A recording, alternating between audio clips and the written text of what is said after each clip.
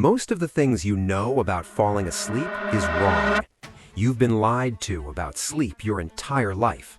Every article, every app, every sleep expert on the internet tells you the same thing. Wind down, limit screens, drink chamomile tea, create a bedtime routine. And yet here you are, lying in the dark, exhausted, but completely, frustratingly awake. So what's actually going wrong? Here's the truth. Nobody in the wellness industry wants to say out loud, because if they did, they'd lose you as a customer. You don't have a sleep problem. You have a nervous system problem. And those two things require completely different solutions. Stay with me, because by the end of this video, you're going to understand your own brain in a way most people never will. And you're going to walk away with a method so precise, so physiologically grounded, that the US military has used it to put soldiers to sleep in under 2 minutes, in war zones, under gunfire, with their lives on the line. If it works there, it will work in your bedroom. Let's get into it. Before I give you the method, you need to understand the real problem, because if you don't understand the why, the technique will feel like a gimmick and you'll give up after one bad night. Your body has two modes. Mode 1 is called the sympathetic nervous system. You probably know it as fight or flight. This is the mode your body activates when it senses danger, real or imagined. Your heart rate climbs, your breathing shallows, cortisol and adrenaline flood your bloodstream, your muscles tighten, your mind races. Every system in your body optimizes for one thing: survival. Mode 2 is called the parasympathetic nervous system. This is rest and digest. This is the state your body needs to be in before it will allow sleep. Heart rate slow, breathing deep, muscles loose, brain quiet. Here's the problem modern life has created. Your nervous system was designed for a world where threats were physical and temporary. A predator appears, you run or fight, the threat ends, your body resets. But today, the threats never end. The email you didn't reply to, the conversation you keep replaying, the bill that's due, the relationship that's fraying, the news cycle that never stops screaming. None of these threats have a clear ending, so your nervous system never gets the signal to stand down. You get into bed, your body is tired, but your nervous system is still on patrol, still scanning, still waiting for the danger to pass. And sleep cannot happen in that state. Biologically, it is impossible. Your brain will not allow unconsciousness while it believes you are under threat. This is why counting sheep doesn't work. This is why telling yourself to just relax doesn't work. You are not dealing with a thought problem. You are dealing with a physiological state your body is locked into. So the question isn't, how do you think your way to sleep? The question is, how do you physically override your nervous system and force it into rest mode? That's exactly what this method does. In the 1940s, the US Navy pre-flight school faced a serious problem.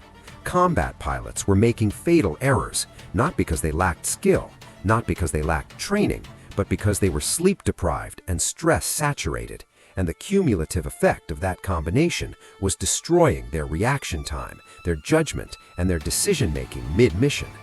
The military brought in a performance coach named Lloyd Bud Winter. His job was simple and nearly impossible: teach elite pilots to fall asleep anywhere, anytime, in under 2 minutes, regardless of what was happening around them. After 6 weeks of practice, 96% of pilots could fall asleep in under 2 minutes, even sitting upright, even with gunfire being simulated around them. The method Winter developed wasn't based on mindfulness or wellness culture. It was based on hard physiology, on understanding exactly which switches the brain uses to transition from alert to unconscious, and how to flip them manually. That method has largely been forgotten by mainstream sleep advice, but the science behind it has only gotten stronger. Tonight, you're learning the complete version, and there are 2 switches. Most people stumble onto one. Nobody teaches both together. The first switch is your breath, and I don't mean this in a vague meditative sense. I mean it in a precise neurological sense. Here's something most people don't know. Your heart rate and your breathing rate are directly linked, and that link runs in both directions. When you're anxious, your breathing becomes fast and shallow. That shallow breathing tells your heart to speed up. The faster heart rate triggers more cortisol. The cortisol increases alertness. The alertness makes you more anxious. You've created a loop, and your body is running it on autopilot. But here's the key. That loop can be reversed from any point. If you manually slow your breathing, specifically if you make your exhale longer than your inhale, your heart rate must follow. It's not a choice, it's physiology. The vagus nerve, which connects your brainstem to your heart, responds directly to the length of your exhale. A long exhale activates it, and when the vagus nerve fires, it sends a single clear message to your entire nervous system. Stand down. The threat is gone. It's safe to rest. This is the 4-7-8 method, and here's exactly how you do it. Breathe in slowly through your nose for 4 seconds. Fill your lungs from the bottom up. Let your belly expand first, then your chest. Hold that breath for 7 seconds. Don't clench, just hold it gently. Now, exhale through your mouth for a full 8 seconds. Slow, controlled, completely empty your lungs. That's one cycle. Do it 3 to 4 times. By the end of the 4th cycle, your heart rate will have dropped measurably. Your cortisol will have begun to fall. Your muscles, which have been subtly tense without you even realizing it, will begin to release. Your body is beginning to leave fight or flight. But here's what's important, and this is where most people stop short. Your body can be calmed, and your brain can still resist sleep, because your brain has its own locking mechanism, and it takes a second switch to release it. This is how to practice the second switch. Close your eyes right now if you're somewhere you can. Your eyes, even when closed, hold tension. Most people don't notice it, but when you're lying awake at night, your eyes are subtly active. Micro movements, tension in the muscles around the socket, a quiet readiness to open at any moment. That tension is one of the signals keeping your brain in alert mode. But there's something more specific happening that we can use. In the final seconds before your brain crosses into stage 1 of sleep, the first stage of the sleep cycle, your eyes make a very specific involuntary movement. They roll slightly upward behind your closed eyelids. It's not dramatic, it's subtle, but it's consistent, and it's neurologically significant. What researchers have found is that this movement isn't just a byproduct of falling asleep. It appears to be part of the trigger mechanism. The brain uses this movement as one of its cues that sleep is beginning. Here's where it gets interesting. If you replicate that movement voluntarily, you can activate the same cue artificially. Here's how. Close your eyes. Now, without straining, slowly roll your gaze upward, as if you're trying to look at the inside of your own forehead. You'll feel a slight tension in your eye muscles. That's normal. Hold that position gently for 10 seconds. Then release. Let your eyes return to their natural resting position. When you release, pay attention. There's often an immediate sensation of heaviness behind your eyelids, a slight blurring of whatever imagery exists behind your closed eyes, a loosening. That's your brain receiving the signal it was waiting for, the neurological handshake that says, we're crossing over now. Your brain doesn't fully reset after that signal.